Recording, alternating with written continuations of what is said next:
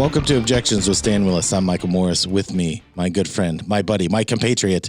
I want to take patriot out. That's a bad word. Stan Willis, how are you? We can't say patriot anymore. You'll be... You want me to be my cum? Yes. Yeah. Sitting here with my cum. Nate, stop laughing. I don't know why that's funny. I said something that is appropriate this time. Stan, we have loads to talk about. I'm excited. We have both kinds of music, country and Western. Yes.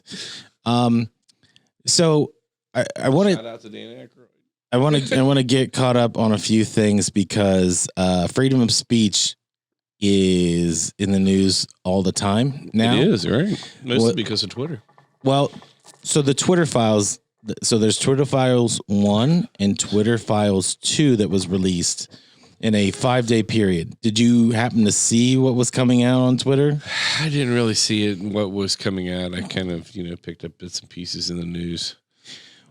Well, so Matt Taibbi, who at one time was a celebrated Rolling Stone contributor, MSNBC, all the left-wing politics, they were all about Matt Taibbi. He was breaking big stories.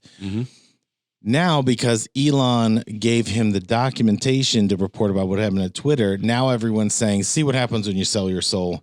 Yeah, well, because it's not something that's in favor of them. He sold his soul for no money. I mean, essentially what's happened is, Elon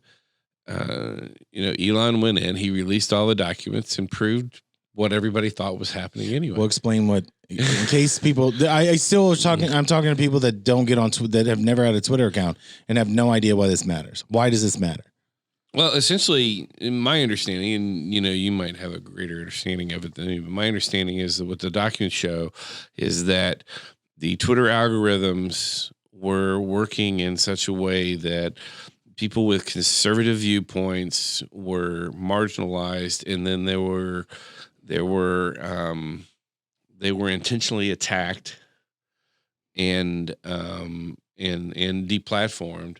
And not only was that something that was happening in the algorithms, but the documents kind of show this was intentional, that the algorithms didn't accidentally attack people with a certain viewpoint. They were intentionally attacking the people with a certain viewpoint. But it was also suppressing information, and the government was... So, well, right. So like the Hunter Biden story was intentionally suppressed. It was suppressed in the beginning, then pushed down. But then on top of it, this is Russian disinformation was pushed out on top of it. Right. So, a lot of the stories, a lot of things, I think the most egregious thing that it shows is that the way that the algorithms work and the way that Twitter was working, it actually suppressed information that was pertinent to the election.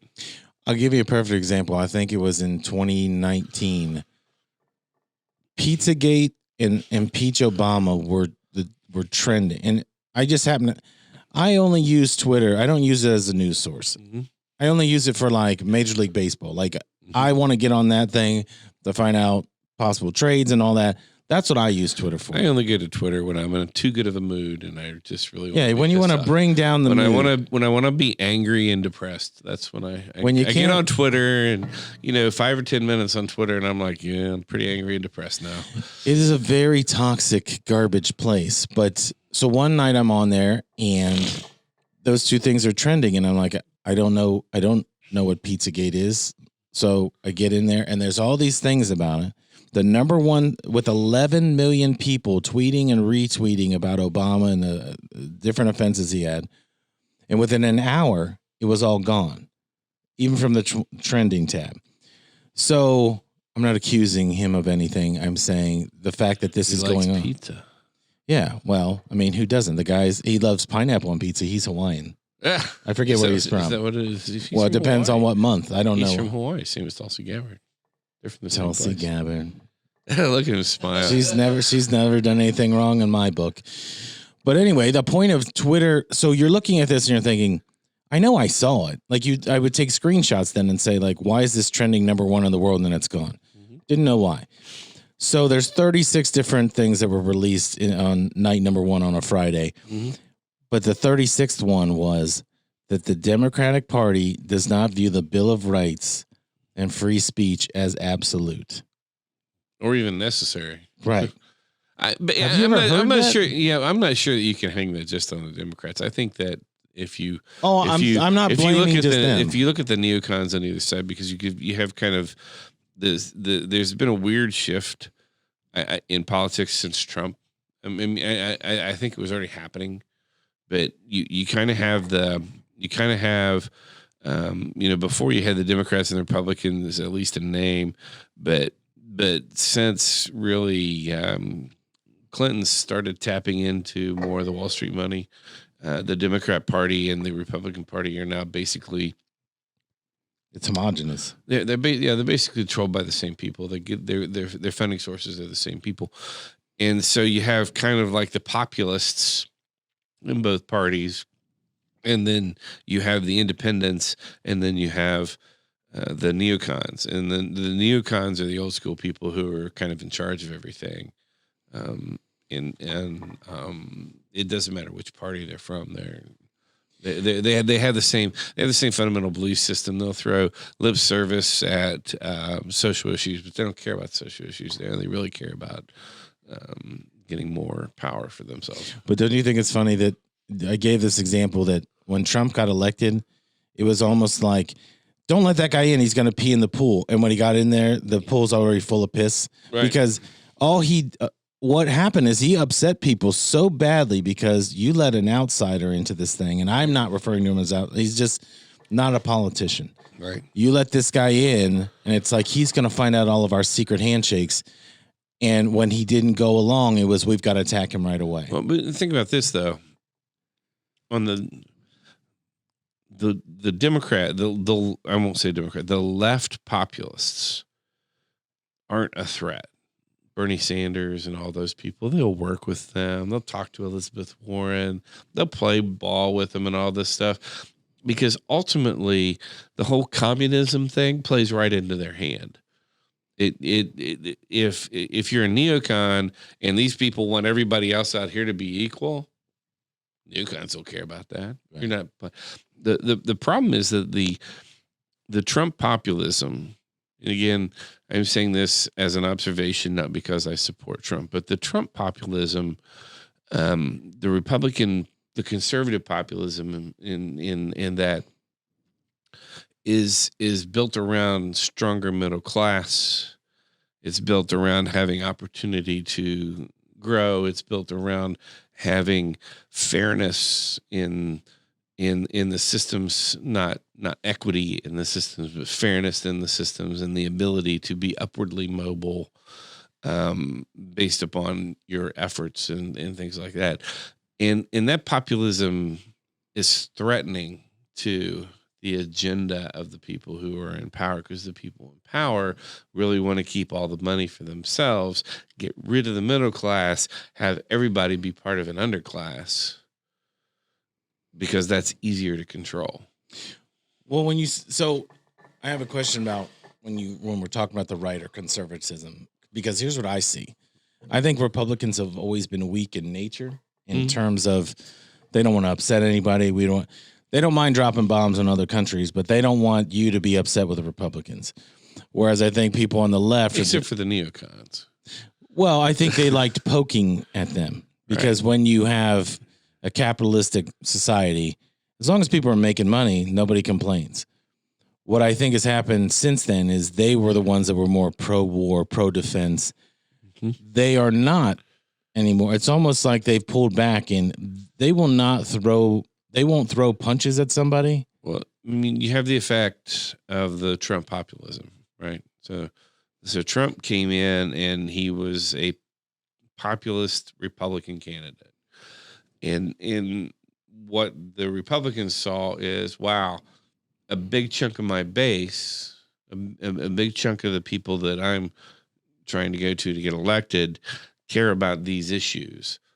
So now they're starting to maybe make some noise about some of these issues. I don't think they're going to actually do anything about them, but they're trying to they're making some noise about some of these issues that, like deregulation, controlling the border, some of these kinds of things. They're making noise about them because they want to get reelected. Right. But I Well, that's the game, right? I think that's more of a reelection ploy. And you know, the interesting thing is, I think that that the time might be, you know, for 2024, the time might be ripe for somebody who's a third party candidate and a true independent, middle of the road candidate to Kanye. Well, Kanye, yeah. I mean, you know, why not vote for a crazy man? But Can I also? I have to say this about the Kanye thing. When he was wearing that black thing over his head, I thought he was wearing like. Remember the '80s and people would rob a bank and they take like pantyhose. I did not understand what he was wearing. I'm gonna say this name wrong. I hope I don't. Balenciaga, that one that's in trouble for the child, the pictures of the bondage bears and all that stuff. right, That's what he was wearing. right. He was wearing because Kim Kardashian wore a full body thing of that. I did not know that's what he wore on Alex Jones. I thought he was just trying to hide his face. I didn't get it. Don't you think that's like the weirdest thing? Like you're supposed. I know he's a weird person. I think Kanye needs help.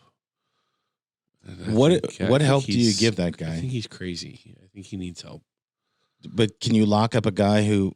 I don't think he needs to be locked up. I didn't say that. I just think. But I don't mean locked up. I mean like Britney Spears, where there's a conservatorship, and her mind turns into like pudding. I suppose somebody could try to do that, but well, apparently he said they already did. I didn't want to get off track. I just had to bring that up because when we were talking about Kanye, I was like, I was a big fan of freeing Britney Spears though.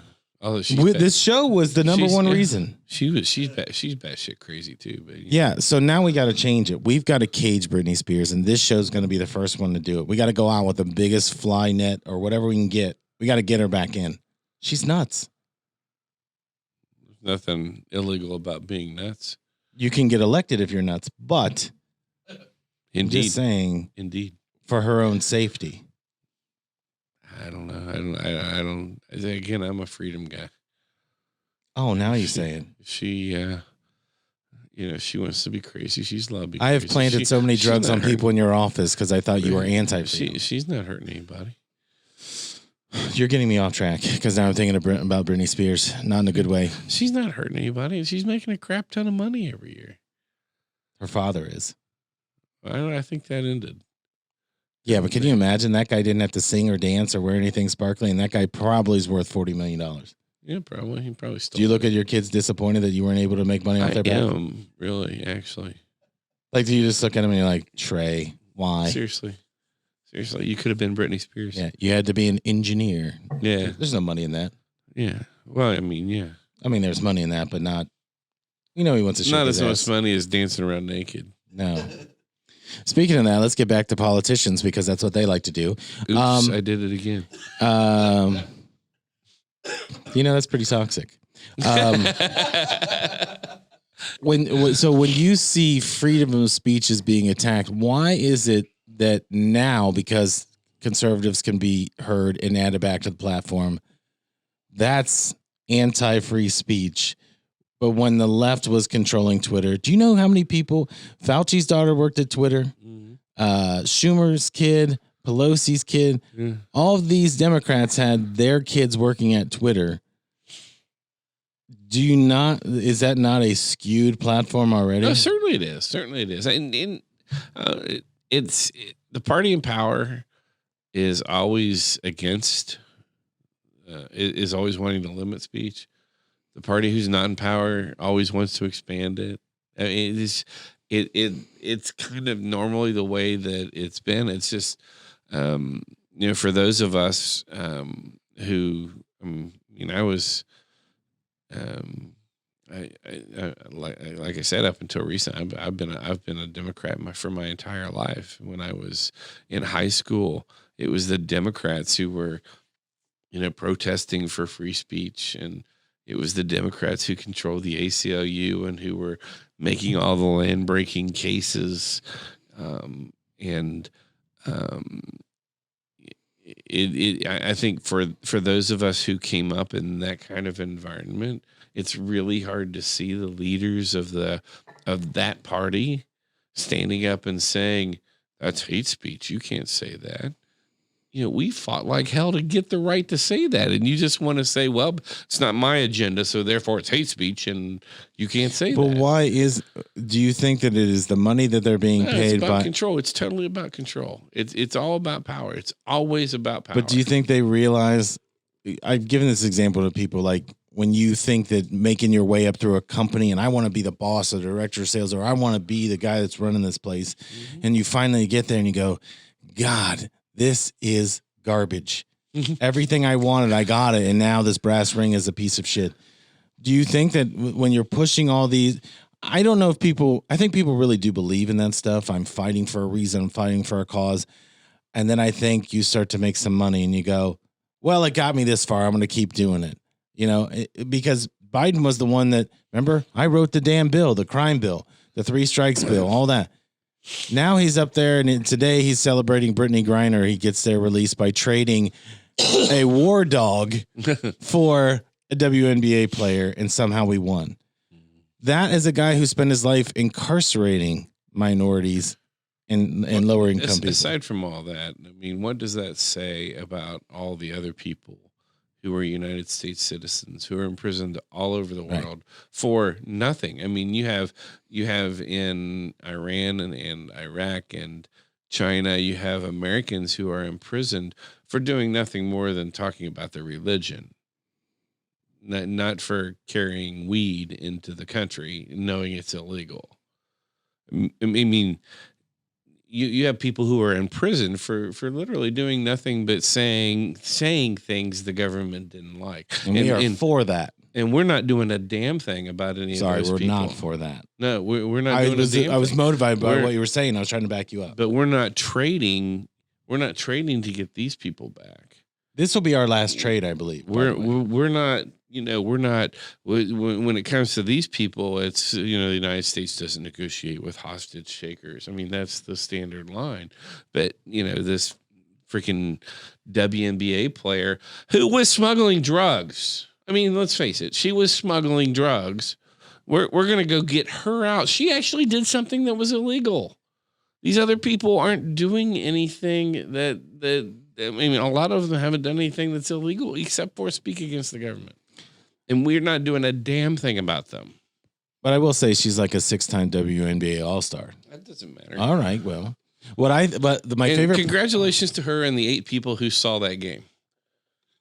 Where did you get 8 people? 8 people would never watch that on television.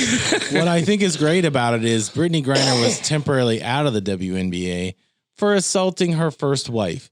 She's known to be a piece of trash, but we made her a hero. Right. That we've got to get her because she's an American. Well, a hero because she smoked dope into Russia. Listen. I'm just saying she smuggled dope into. I mean, Paul McCartney got caught in, was it Japan with a suitcase full of dope. Nobody said that was okay. Johnny Cash got arrested. Johnny Cash had to spend time, and not only did he have to go to jail, but he had to go to rehab for it too. Right. But he went right back to the drugs because he doesn't quit. You know what I mean? Yeah, he's the man in black. Stick to it guy. I did see that if you go on Twitter now, it was not the tour de force I thought it was going to be of people saying, what a great job. Because what I love is, that Biden's not using his own Twitter. It's like 10 people in a room doing it because it almost looks poetic the way I negotiated. Biden can't even read the teleprompter. How's he going to read his cell phone for Twitter? Can you imagine what that's like, though? Whatever he does, make sure he doesn't see this because he might read it. But they were celebrating her being released. And then every comment under that was, what about the U.S. Marine that's over there? We got hosed on this trade. You gave a war dog back to Putin, like his number one guy. You gave it back. If I'm Putin, I'm winning this war, and I'm winning the PR If war. I'm Putin, I'm going to go arrest the whole freaking WNBA team, see what I can get for that. Well, now I'm wondering, so the WNBA players, this was not meant to be a WNBA show at all, but WNBA players to make money have to go and play in Russia in the off season or Turkey or wherever. Right. What happens when because nobody in the United States goes and watches them play? No. And I agree with Bill Burr. This is a failure of the women's movement. I didn't want to go down this road, but I want to go down this road. The WNBA is subsidized by the NBA, so they get tax credits so they can lose some money. Right. So, yes, they're supporting it, but they're playing in like Well, junior the college. NBA is not much better. If it weren't for the Chinese, the NBA. That is true make because any I think it's $4 billion or $6 billion comes in from the Chinese to broadcast the NBA games there. Right. Without that, I think the NBA is losing money because it's not as popular here as it used to be. No, I mean, it's not hard to get tickets. You go to the stadiums; they're not packed out. They're never sold out. And that didn't used to be the case. I don't care if it's the Utah Jazz coming to town or whatever. Yeah, it used to be that you couldn't get a ticket. Now it's. Do you think we have too much entertainment? Probably. Because nothing seems to be sold out. Nothing seems to be that big. I think I think it's a combination of things. I think that our I think for one thing there's too much entertainment, there's too many opportunities, and so it's really hard to have something that stands out. But I also think that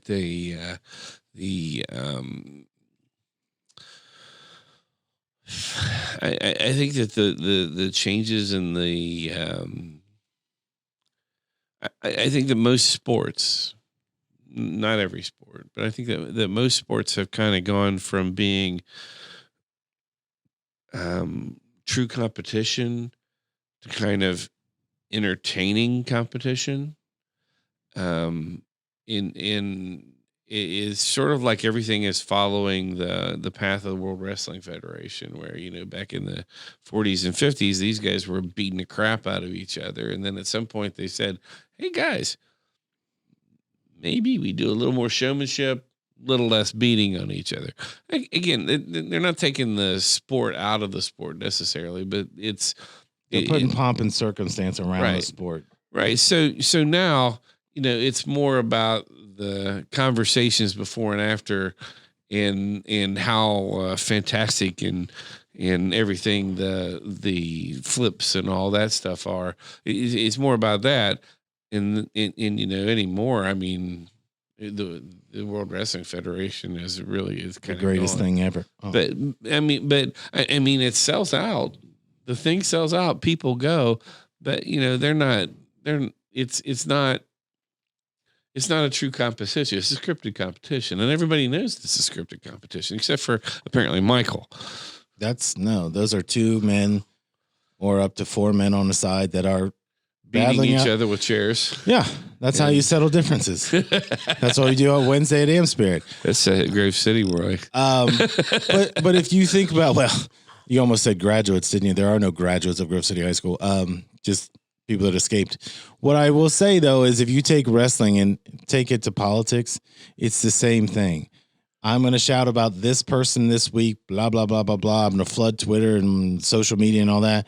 And then nothing gets finished because on the other side, they're going to say this. If we're just going back and forth and we never have to settle and have a conclusion, we can just keep doing this. And you're just getting the crowd all riled up while they're still going, so you ever going to do something about this? Right. So it is funny how everything does tie back to wrestling. And that's, I think, what this whole show was about. That's what you said. Sounds right. All right, we're going to go home. You've been listening to Objections with Stan Willis. We'll see you next week.